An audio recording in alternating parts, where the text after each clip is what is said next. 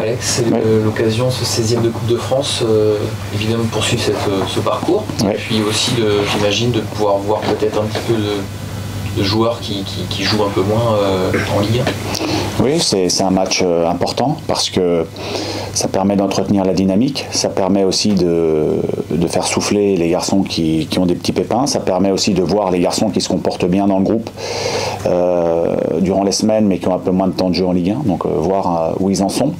Et puis aussi, avec les minutes en plus, grâce à ce match-là, ça leur permet d'être encore un peu plus en forme. Donc il y a pas mal d'enjeux sur ce match-là. Parce que c'est ça, ces joueurs-là aussi, ils ont évidemment besoin de temps de jeu, mais pour toi derrière, même sur la Ligue 1, même si sur des entrées de 20 minutes, tous ces matchs-là, pouvoir faire 90 ou au moins 60 minutes, ça compte. Oui, ce sont des matchs riches d'enseignements.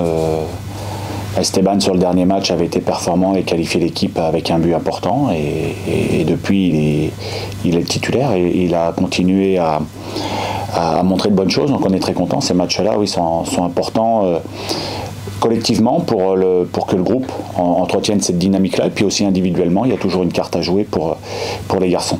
Ce match justement à Bobigny, il t'a convaincu pour Esteban? Bon, il montait déjà un peu en puissance, mais ce match-là, tu t'es dit, non seulement il mérite, mais en plus il montre des choses. Ouais, et puis en cours de match, on le faisait souvent jouer sous l'attaquant, avec un attaquant de fixation devant. Puis sur ce match-là, après la sortie de Nian, on l'avait mis plus haut sur le terrain, c'est à ce moment-là qu'il marque. Donc il nous avait envoyé des signaux aussi positifs. Est-ce que ça joue sur la confiance aussi de ces joueurs-là, de pouvoir, même face à une adversité un peu moindre, pour prendre des sensations, d'être performant, ça joue aussi dans les têtes pour ces joueurs Ça reste des matchs de compétition, des matchs difficiles. On a vu à Bobigny que ça avait été difficile. On fait un match sérieux, donc on gagne grâce à ça aussi. Melvin qui fait un bel arrêt au bon moment. Voilà, ce sont des matchs toujours très compliqués. Les histoires de niveau sont nivelées à la Coupe de France, c'est pour ça aussi que c'est une belle compétition. Donc oui, nous on y va motivés, on y va avec beaucoup de respect pour cette équipe de QRM. Tu as des joueurs qui peuvent évidemment, Esteban en est un exemple, se révéler sur des matchs comme ça. Ça peut presque te poser des problèmes pour la suite, mais c'est presque un bon problème pour un coach ou pas, après d'avoir des choix, des casse-têtes aussi. Autant des postes où il n'y a pas de concurrence, tu peux en avoir, mais c'est une émulation qui est saine pour toi? Oui, on préfère toujours ça. On préfère toujours avoir des possibilités, puis des garçons qui se valent en termes de niveau. C'est toujours bien. Et puis voilà, donc non, c'est un match qui nous fait envie. Autant à Bobigny, tu avais fait tourner, c'était votre dernier match de l'année, autant là, tu le fais plus par aussi, tu as une nécessité physique aussi. Le troisième, vous avez 3 matchs dans la semaine, là, tu as assez peu de choix en fait, de faire tourner, ou tu pourrais... Ouais, on a aussi des pépins, un garçon comme Haris Belkebla qui avait déjà un peu mal avant le match de Montpellier, là, il faut faire attention à lui. Arcus aussi qui a une petite alerte musculaire sur ce match de Montpellier, donc il y a des garçons qu'il faut forcément économiser. Donc les choix sont faits aussi par rapport à ça. Ce match-là arrive vite, celui d'Auxerre arrivera aussi vite par la suite, donc il faut faire attention aux organismes. Il y a quelques garçons où il faut être vigilant. Comment tu passes la coupe dans votre saison? Vous l'avez dit, vous l'avez martelé, vous visez le maintien cette année, et cette compétition-là, elle vient en plus, en complément, ça peut devenir un problème ou c'est jamais un problème la Coupe de France? Aujourd'hui, ça l'est pas du tout. Ouais. Aujourd'hui, il y a un match à jouer en semaine. Si on n'avait pas fait ce match-là, on se serait entraîné fort. Donc là, il y a un match à préparer, mais le staff l'a bien préparé comme on prépare les autres matchs de Ligue 1. Donc ce match-là, on l'a préparé sérieusement. Et voilà, aujourd'hui, c'est pas un problème. Aujourd'hui, si on passe ce tour-là, on sera dans le chapeau, on sera content, parce que l'objectif, c'est la qualification. On verra par la suite. Bien évidemment, il y a toujours des priorités dans une saison. Mais aujourd'hui, je pense que si on se qualifie, ça sera un bon signe pour le groupe. Et ça voudra dire aussi que les garçons qui n'ont pas forcément le plus de temps de jeu ont assuré demain. Donc ça serait bien. Vous montez un petit peu en gamme aussi doucement. Après, pour Bobigny, vous affrontez une équipe de nationale, mais qui était en Ligue 2 la saison dernière avec vous. Voilà, ça va être une adversité pas forcément pas simple sur leur pelouse en plus, quoi. Oui, ça a été 2 matchs difficiles l'année dernière pour nous, même si on avait gagné, ça avait été 2 matchs difficiles contre eux. Je me souviens là-bas, on gagnait 1-0, mais bon, je ne vais pas dire qu'on s'en sort bien, mais ça avait été un match vraiment avec une grosse adversité. Donc on sait que cette équipe-là, elle est performante, elle est 7e de son championnat, elle ne prend pas beaucoup de buts, elle est plutôt sur une bonne dynamique ces derniers temps. Donc c'est une équipe solide et c'est pour ça qu'il faudra être à notre affaire. Parce que sinon, je vous dis, les divisions, ça ne veut plus dire grand-chose. Voilà. Donc demain, il faudra qu'on prouve qu'on est capable de bien faire, collectivement et puis individuellement. Sur Melvin aussi, qui est venu nous voir juste avant, voilà, sur son rôle évidemment qui est très, très particulier de numéro 2, cette relation aussi qui semble assez particulière avec Yaya, qui va au-delà du foot. Voilà, c'est forcément des rôles un peu à part dans un effectif, mais qui comptent aussi, quoi. Oui, Melvin, moi je le considère comme un joueur important de l'effectif. Alors c'est un joueur qui a très peu de minutes, mais il est important parce que c'est un garçon qui est apprécié de tout le monde, des plus jeunes comme des plus vieux. Il a une personnalité qui fait que. Et dans son rôle de numéro 2, c'est très très clair avec Yaya, ils ont une relation qui est saine. Et la relation de numéro 2 à numéro 1, elle est importante. On sent un garçon qui a envie qu'Yaya avance. Et ça c'est bien. D'ailleurs à Bobigny, Yaya a voulu venir pour soutenir Melvin. Donc il y a une relation qui est saine. Et je pense que c'est important aussi pour Yaya. Pour que Yaya puisse s'exprimer à 100%. C'est important d'avoir un numéro 2 qui connaît le poste et qui est positif et sain. Pour toi, c'était acté que Melvin joue la Coupe de France. À aucun moment, tu t'es dit j'hésite encore, Yaya est bien. Oui, moi j'aime bien que le numéro 2 puisse aussi avoir du temps de jeu. Ça permet aussi de l'évaluer, pardon. Et puis oui, ça lui donne aussi une dynamique, un sens à sa saison.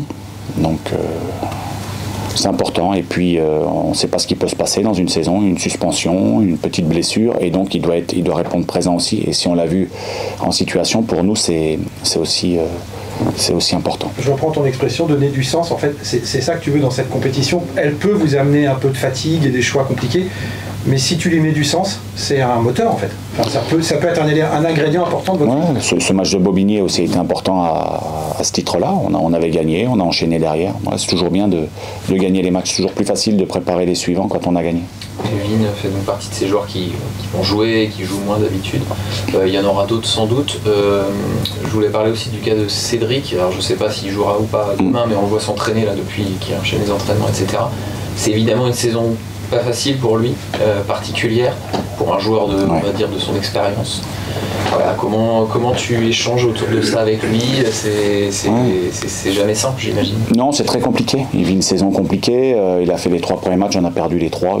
Il n'avait pas fait de mauvais matchs, mais on avait décidé de changer quelque chose après. On a fait rentrer Bioumla, qui était notre recrue dans l'axe, et puis on a eu des résultats qui ont suivi. Donc il s'est retrouvé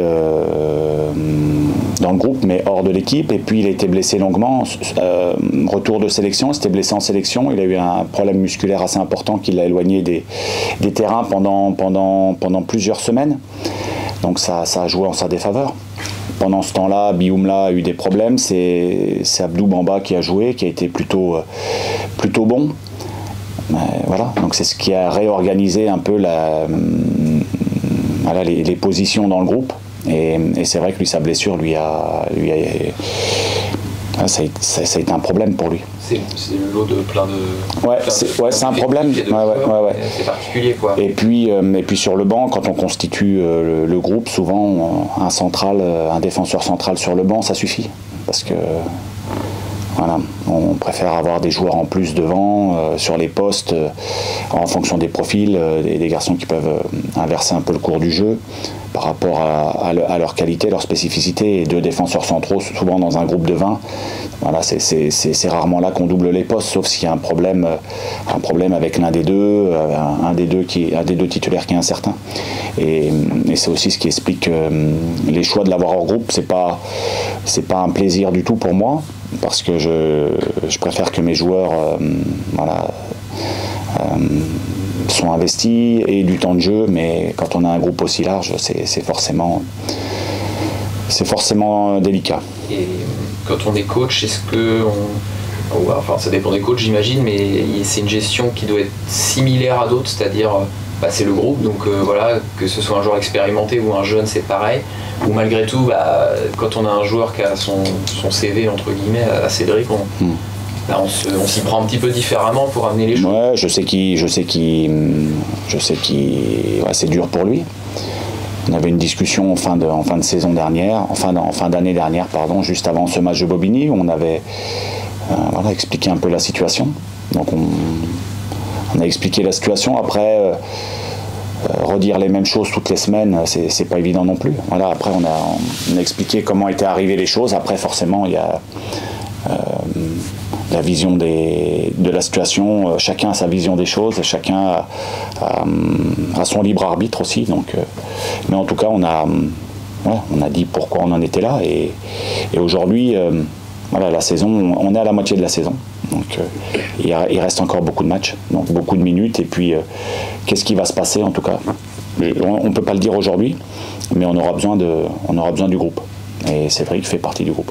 Un petit point, tu parlais il y a l'entraînement cet après-midi, mais déjà tu parlais de Harris et Carlens qui seront forfaits. Ils sont forfaits déjà, ouais. Ah ouais. Imad, on va voir si on le fait commencer ou pas. Imad, c'est pareil, c'est quelqu'un qui a enchaîné, et puis qui a des petits pépins, on va voir. Aujourd'hui, on n'a pas encore pris la décision concernant Imad. En revanche, concernant Harris et Arcus, on sait qu'ils sont dorénavant forfaits. Tu as d'autres joueurs qui sont un peu sur le fil là ou qui non? On va voir. Quand les matchs sont très rapprochés, toutes les séances sont importantes. Donc la séance de ce soir va être importante, même si ça ne va pas être un contenu énorme, parce que il y a encore la récupération qui est incomplète. Mais on verra, on va faire le point, on va échanger avec le staff médical, on va aussi échanger avec les joueurs pour savoir quelles sont leurs sensations, et après on va trancher. Juste un mot sur les tirs au but potentiels. Est-ce que c'est un truc que vous bossez de temps en temps ponctuellement pour rafraîchir un peu, ou est-ce que c'est plus spécifiquement avant les tours de coupe? Comment vous bossez ça? Ouais, c'est quelque chose qu'on bosse, oui, avant les tours de coupe. Ouais. Après, dans la saison, c'est rare. Après, il y a les joueurs qui parfois s'amusent un peu à la fin. Voilà. Mais sur l'ensemble du groupe, c'est vrai qu'on le travaille spécifiquement avant les tours de coupe. Après, il y a les spécialistes qui, eux, sont amenés à les tirer toutes les semaines, qui peuvent s'exercer. Mais nous, on ne le met pas forcément en place. C'est eux qui avec les gardiens, se mettent en situation. T'as pas déjà ta liste de 5 tireurs? Non, parce que aussi, il y aura le match qui va décider qui va finir le match. Donc avant le match, c'est toujours difficile de savoir qui sera là à la 90e. Donc évidemment, on connaît les tireurs qui ont le plus d'expérience à ce niveau-là. Et donc on verra qui sera sur le terrain à la dernière minute.